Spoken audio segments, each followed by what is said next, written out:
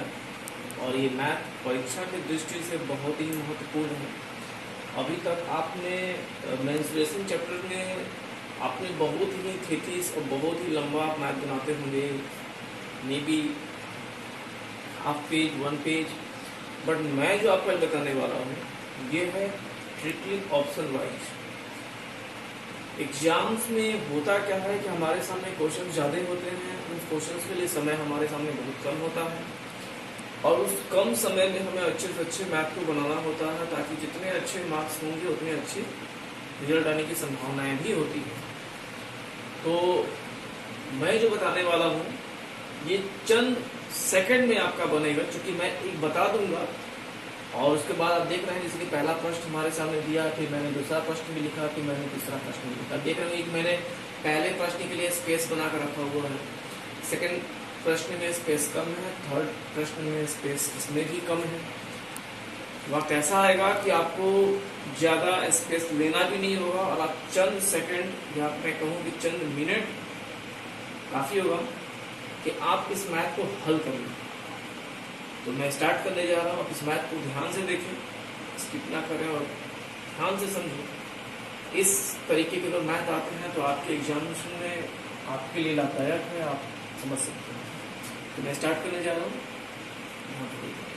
आप जैसे देख सकते हैं कि हमारे सामने एक प्रश्न है कि वृत्ताकार टेंट 3 मीटर की ऊंचाई तक बेलनाकार है तथा उसके ऊपर शंक्वाकार है। यदि इसका व्यास 105 मीटर है और शंक्वाकार भाग की तिर्यक ऊंचाई 63 यानी कि 63 मीटर है, तो इस टेंट को बनाने के लिए आवश्यक कैनवास का क्षेत्रफल क्या होगा।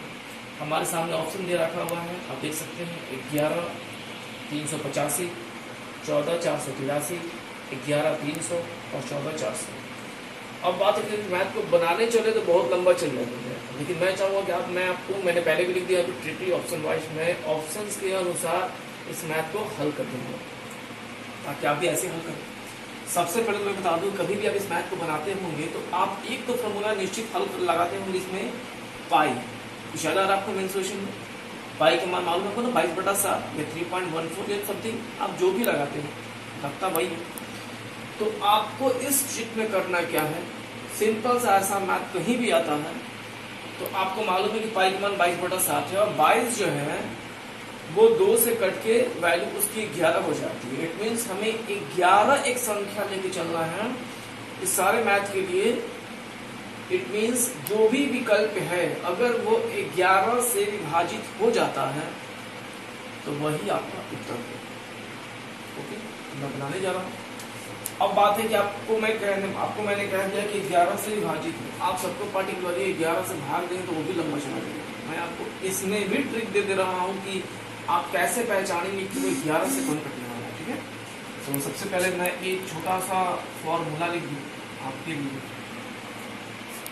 फॉर्मूला है 11 से विभाजित की पहचान। ठीक है, फॉर्मूला है विषम संख्या का योग माइनस सम संख्या का योग।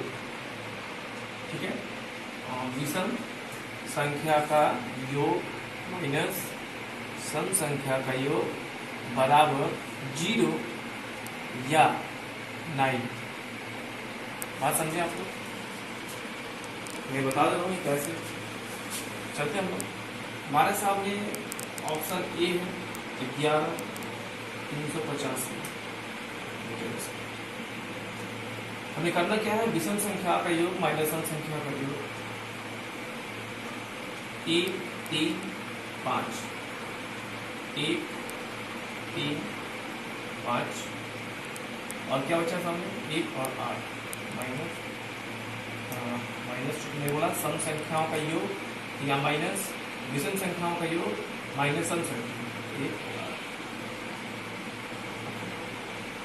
देखते हैं 1 3 4 4 5 9 माइनस 8 और 1 9। हम देखें 9 9 0 और मैंने कहा भी था, लीजिए हमारे सामने आंसर आ भी गया। हमने कहा भी था कि यदि 11 से विभाजित की पहचान की जाए कौन 11 से कटेगा, मैंने उसका फार्मूला आपके सामने यहाँ लिख दिया कि विषम संख्याओं का योग माइनस सम संख्याओं का योग 0 या 9 हो, ठीक है, इट मीन्स 9 हो। और देखिए मैंने प्रूफ भी कर दिया कि आप कैसे इसे प्रूफ करेंगे। विषम संख्याओं का योग, तो ये संख्या 3 5 मैंने संख्याओं को यहाँ रख दिया, फिर 1 और 8 को मैंने यहाँ रख दिया, ये विषम संख्या प्लस माइनस यहाँ पे सम संख्या मैंने तो जोड़ा, तो ये 9, फिर मैंने इसको जोड़ा तो 9 9 9 और 0। इट मीन्स अगर 0 होता तो भी आंसर होता, अगर 9 होता तब भी ये आंसर होता। तो ये हमारे सामने आ गया। मुझे नहीं लगता कि आगे बढ़ के आपको चेक करना, वैसे आप चाहें तो मैं चेक करके दिखा दे रहा हूँ आपको एक आपकी संतुष्टि के लिए। 14483 मीटर स्क्वायर हमने बोला विषम संख्या 1 + 4 + 3, ठीक है, माइनस 4 + 8 देखते हैं हम लोग वो क्या है। 1 4 5 5 3 8 माइनस 8 6 12। आप देख रहे हैं यहाँ क्या आ गया -4, इट मीन्स ये क्या है गलत है। हमारे सामने ऑप्शन 1 जो है वो सही है। ये मैं कह दूं, मैंने आपको इसे बनाने के लिए बताया है। एक बार आपको ये फॉर्मूला समझ में आ जाए, ये ट्रिक समझ में आ जाए कि आपको जानना कैसे है कि कौन सा विकल्प 11 से विभाजित होगा, उसका मैंने ट्रिक दिया है। आप उस ट्रिक को देख लीजिए और इस प्रकार आप विकल्प, इतना आपको सूचना नहीं है क्या क्या लिखा हुआ है, सिर्फ विकल्प को देखिएगा और 11 से विभाजित कर दीजिएगा। जो 11 से कटेगा वही आपका आंसर होगा। आप आगे भी चाहें तो ये सी और डी विकल्प आप इसी मेथड से चेक कर दीजिए, आपका ना 0 होगा और ना 9 होगा, क्योंकि एक आ चुका है तो फिर आपको सवाल ही नहीं होता है कि आगे फिर वो नेक्स्ट क्वेश्चन। चलते हैं नेक्स्ट क्वेश्चन। हमारे सामने ये भी क्वेश्चन दिया, किसी गोले का आयतन दे रखा हुआ है और किसी गोले का क्वेश्चन पर यहाँ पे हमको पाई का ही फॉर्मूला लगाना होगा, बिकॉज हमको बोला भी कि पाई के वैल्यू में 22/7 होता है और ये 2 से अगर हम विभाजित करें तो 11 बार में कटेगा। तो सेम इसमें भी हमें वही करना है कि 11 से इसे विभाजित करते हैं। तो सेम ऐसे ही हमें चेक करना है कौन सी संख्या है जो 11 से कटेगी। एक बार भी कट कर लीजिए। तो मैं आपको दूसरे प्रश्न पे ले चलता हूँ। आप दूसरा प्रश्न भी देख सकते हैं। किसी गोले का आयतन हमारे सामने दे रखा हुआ है और गोले का क्षेत्रफल दे रखा है। मैं बोलूँ तो फिर आप वही लेंदी बनाएंगे और एग्जामिनेशन में स्मार्ट वर्क करना होता है। स्मार्ट वर्क करेंगे तो ही आपका रिजल्ट आएगा, तो ही आपकी नौकरी होगी। तो परीक्षा की दृष्टि से बहुत ही महत्वपूर्ण है। तो चलते हैं, मैंने फिर बोला हम लोग चलेंगे ट्रिपली ऑप्शन वाइज। मैंने आपको शुरू में ही बोला पहले वाले प्रश्न को लेकर कि आपको सिर्फ क्या चेक करना है कि हमारा विकल्प जो है वो कौन सा विकल्प है जो 11 से विभाजित हुआ और 11 से क्यों।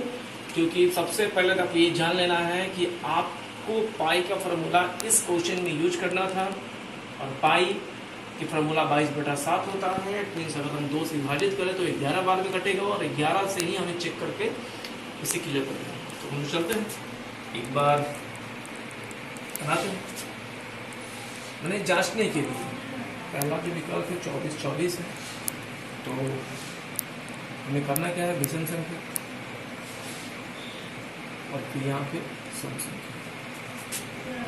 देख रहे हैं 4 - 8 हमारे सामने माइनस को, चूंकि ये भी आंसर नहीं होगा क्योंकि ये ट्रिक लगाने के बाद हमारे सामने 0 या 9 आना चाहिए। 0 और 9 आ गया तो 11 से विभाजित है, 0 और 9 नहीं आया तो 11 से विभाजित नहीं मानी जाएगी। डी भी चेक कर लेते हैं 24 46 2 4 देख सकते हैं शायद, आई थिंक आप समझ रहे होंगे अच्छे से। देखते हैं लास्ट वाले को उठा के देखते हैं क्या होता है। आप सी खुद से बना के देखें, मैंने सी आपके लिए छोड़ दिया है। डी मैं चेक करता हूँ।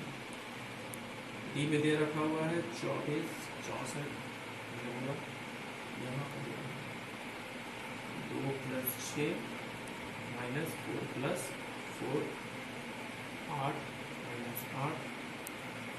ओहो, हम देख लिए हमारे सामने, चूंकि आप देख सकते हैं, आप सी खुद से बना के चेक कीजिएगा।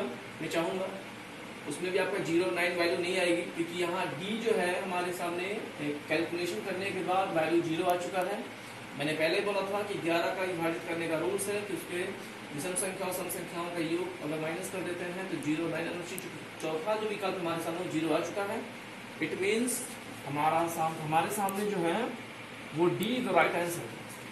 आप देख सकते हैं विकल्प के अनुसार। तीसरा प्रश्न मैं चाहूंगा कि आप इसे बनाएं। मैं कुछ सेकंड कुछ मिनट आपको दूंगा और आप मुझे बताएं जल्द से जल्द कि ये 4 ऑप्शन में से सही आंसर कौन सा है। चूंकि प्रश्न देख सकते हैं ठोस गोले का आयतन 94,404 सेंटीमीटर क्यूब है।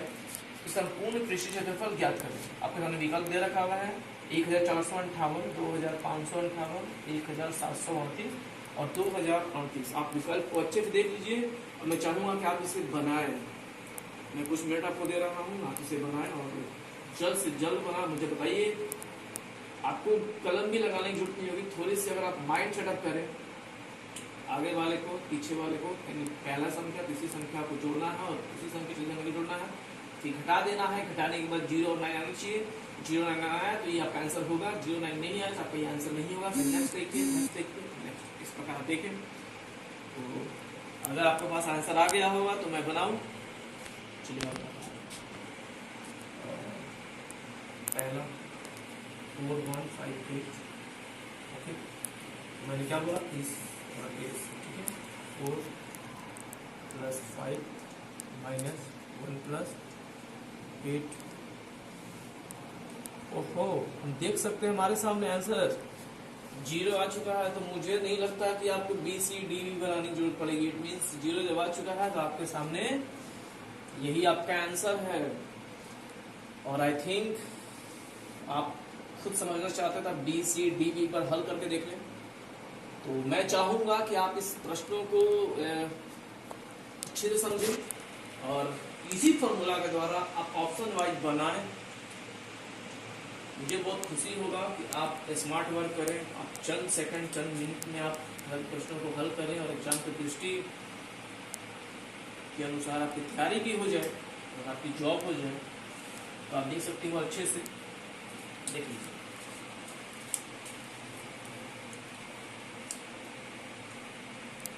प्रश्नों को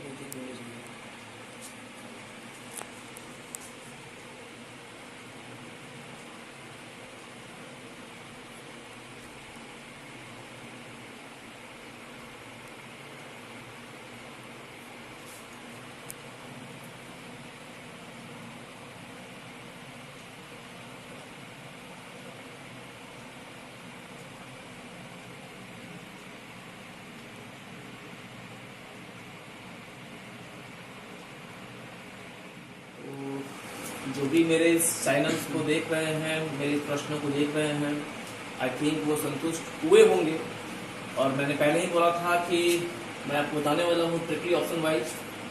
और मैं प्रत्येक दिन कोशिश करूंगा कि हर एक नए क्वेश्चन नए चैप्टर के साथ में आपको ट्रिकली मैथ बताऊं और एग्जाम की दृष्टि से वो सारे प्रश्न लेकर आऊँ जो एग्जामिनेशन में पूछे गए हैं।